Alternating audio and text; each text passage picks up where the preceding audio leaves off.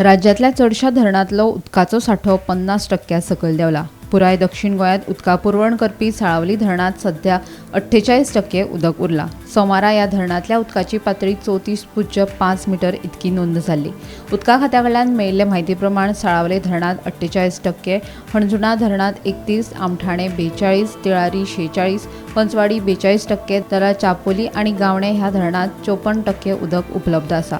सध्या सुमार 45 दिसांचो गिमाळो उरिल्ल्यान उदकाचो सांठो मे म्हयन्या मेरेन पुरो जातलो काय ना हे विशीं दुबाव आशिल्ल्याचें कळटा। सध्या सगळ्यांत गंभीर परिस्थिती सत्तरी तालुक्याक उदका पुरवण करपी हणजूण धरणाची आसा। तातूंत फकत 31% उदक उरलां। मजगतीं साळावली धरण हे दक्षिण गोंयचो मुखेल उदका स्त्रोत आसून हांगासरल्यान सांगे, केपें, साश्ट आनी मुरगांव ह्या 4 म्हालांत उदकाची पुरवण जाता। पावसाळो सुरू जावपाक कळाव जाल्यार ह्या वाठारांनी पिवपाच्या उदकाचो उणाव जावपाची शक्यताय आसा। दुसरे वटेन अंदू पावसाचें प्रमाण कमी आसतलें असो अदमास हवामान खात्यान उक्तायला।